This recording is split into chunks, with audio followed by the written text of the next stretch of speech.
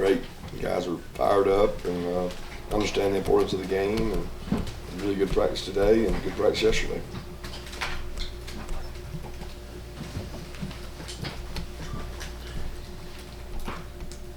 Yeah, we're going to talk to Chris tonight, and with Saturday being his last home game, as someone who played safety at Georgia, what has impressed you the most about the way he has grown and matured and grown into that position?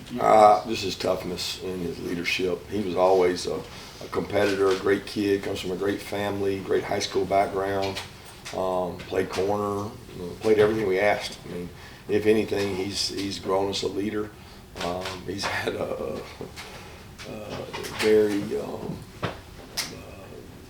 he's probably had some anger management moments where he's gotten really upset out on the field, and he's matured so much. I can still remember him trying to fight guys at practice. I made him run one day for other guys' academic problems, and he was ready to kill somebody. And he's just gotten so much more mature since being here, and just such a great leader. So thankful that he came back. Coach touched on this yesterday, but when you talk about reminding your players about this rivalry and everything, did you get some of your assistants, guys like Bobo, maybe Will, to talk about their experiences in this rivalry too? Just you just kind of do yourself? Not really. I thought about letting guys share, but most of the guys here that would share were here while I was here, and we've shared some videos, some history, some video footage, and that kind of thing, but. I don't know if kids care about that. I really don't. They everything is relative to them. They see us out there like dinosaurs, and they don't look at it as relevant. So what's relevant to them is that probability doesn't equal reality, and you can't go off probability. These games are decided on the grass, not on paper. And if we learned anything last week, is that probability doesn't equal reality. So. Got to go out and play good. Kirby, Georgia Tech has been really good as far as creating turnovers throughout this year. What sort of stands out to you about how they've been able to do that and the challenge that's going to present? Yeah, their defense coordinator does a great job. They attack the ball, man. They've got visual, intentional strip outs, and that's what we want our guys to do. We always say we're competing with the other team to have more, cause more turnovers than they do, and they do a great job with it. They're plus 10. In their wins, and they're plus 1 in their losses. So they're really good in turnover margin. Nowadays, these things are kind of moving more than ever. Have you got a count at this point yet? Since the last time I see you in terms of number of seniors that are going to participate on no clue Saturday? You have any idea? No clue. I haven't thought about it since Monday when I mentioned somewhere between 20 and 25. No clue. Kirby, a couple practices since we last saw you. Any progress for AD? Yeah, he's practiced some. He's been able to go out and take some reps and things. He took a few today. I wouldn't say that he's 100%, or I don't even know that I would say he's close to playing, but he's done more this week than he's done any other week. So he's closer than he's ever been. So I'm hopeful. During the game with Kentucky, they ran a stat about turnover margin, and I know that's an area that you stress. It is curious to be -2 and be this elite of a football program. What do you point at? Is it just bad luck, or are teams just that much more careful around you? No, turnovers they're hard to control. I'd love to say we control them. For whatever reason, 7 years I've been here, we've never really been great. I think 1 year we had pretty good turnover margin, either the first or second year. But outside of that, we never really have turned the ball over a lot offensively. So the margin becomes the defense's problem when you don't turn it over a lot. But we've delved and dug a lot into a different stat, which is explosive plays and the explosive play differential. And we think that a greater indicator of wins and losses is the explosive play differential. And when you add our runs and passes and you combine it against what our defense has given up, we haven't had a game that we weren't less than 4 positive. And that indicator actually in the SEC is a greater indicator of what's won games. Now, I don't know why that is, but Ole Miss, ourselves, Tennessee, Alabama are the the four greatest differential teams in terms of explosive plays over their opponent. So we dig hard at that. It does not lessen the value of a turnover, because turnovers are critical and the greatest equalizer there is in sport. And really, you think about how did Georgia Tech beat Pitt on the road, turnover margin was a critical factor in that game. So it's something that we got to continue to improve. But we keep selling to our players that if we're a lot more explosive than an opponent and we don't give up explosives, we get +4 over what they get. So if we get 10 of them and they get 6 of them, then we're going to have a great chance of winning the game. Kirby, a quick follow-up on AD. You said last week he wasn't eligible for the tightrope surgery. Why was that? I don't know the technical reason, but Ron could tell you. We asked Ron that a long time ago. To have a tightrope, you have to have a certain kind of injury. When they go MRI scan it, you've got to have something floating around in there. He does not have that. He does not. It's just, it wouldn't help him. It's a different deal. So when you have tightrope, you got to have a certain kind of high ankle sprain. It has to tear like completely off. His was not that way. His was a grade 1+ or a grade 2, I think it was. And you got to have worse than that in order to get the tightrope. When he originally did it, after the Samford game, not after when he tried. Well, there's to no come back. difference between the two MRIs. So there was never anything seen between the first MRI and the second MRI that showed there was any more damage. It bothered him more. He felt like he tweaked it, but there was no shown damage or shown anything in there from the second time the MRI did. So there was never a tightrope opportunity from either time. Has Tate been able to get back from that injury? Yeah, Tate's practiced every day, but Tate practiced last week every day. So it's going to be a matter of how much he can play.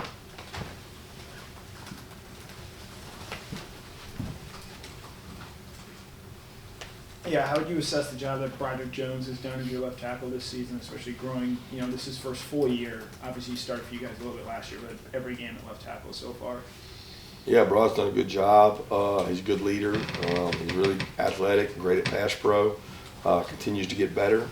There's times I wish he would get more strain and more push, but not a guy that buys in and really coaches the other players, and really just appreciate how much he's meant to this program and how much maturity he's gotten. From the first time he got here, he was raw, and he's come a long way.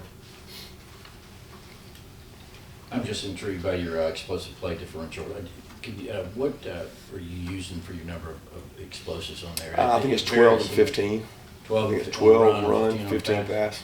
Might be 17 pass. I forget. We got a analyst in here that does it, and we do a chart for every game, every team in the SEC, and it shows how many wins and losses they have based on explosive play differential. And I want to say it's like 45-4 if you win the explosive play differential, where the turnover margin is not 45-4. Wow. We've proven that because we've lost the turnover margin several times and still won. Coach, haven't asked you about Arik Gilbert, I guess, in a few weeks now. Kind of how is he doing? I guess just number one. I mean, hasn't obviously got to play too much. I know he obviously got some guys he has to get past, but just how is he doing right now? I know he didn't travel to the game the other day. He's doing well. Continues to grow, and just trying to help Arik as a person and a student right now. Kirby, we talk about the history of this rivalry, and on Saturday, that'll be the first time since 1927 that each team is led by an alum. Obviously, that's not the big focus of this game, but what does that mean just to know that this game is kind of part of history with you and Brent on the other side? Circumstance, I guess. That's just the way it happened, So I don't really know. I don't really know what it means. I don't know that it's relevant, I mean, it's just the first time it's come out that way in that long.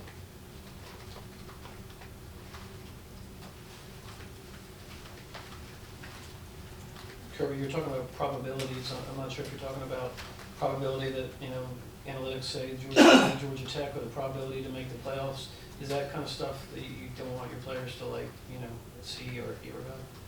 I don't control that. Probability is all that stuff that's out there, the noise, the people that think that a team's not, why is Michigan favored by 20-something and then they're in a tight ball game? Why is Ohio State favored by whatever they're favored by? Why is Florida favored by whatever? Why is UCF favored by whatever? Why is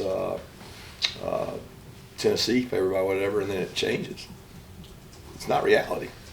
It's what some person in Vegas or some person sitting in this room thinks. Probability doesn't equal reality, right? Reality is what you do on the field, and you control that by how you prepare. So I'm a lot more worried about preparation than I am probability. Between transfer portal, NIL, constant recruiting, talking to us, it seems like there's a lot of detractions with being a head coach and all the stress that comes with it. What do you love about your job? I love the relationship I have with my players. I love the opportunity to see a guy go from a freshman that doesn't know what he's doing, like Lewis Seen, to a first-round pick. An opportunity for a guy like James Cook, who gave everything he had to this university to go and become an NFL player, and an opportunity for a walk-on like Dan Jackson to come here and live his dream and go play for UGA. That's why I do what I do, not really anything else.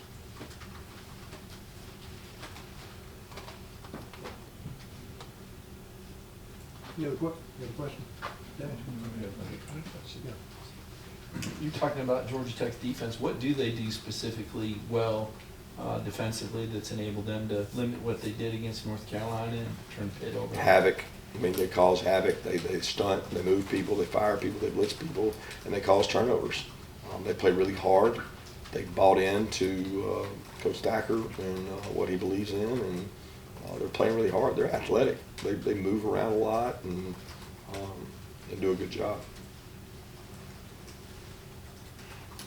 Take two more questions.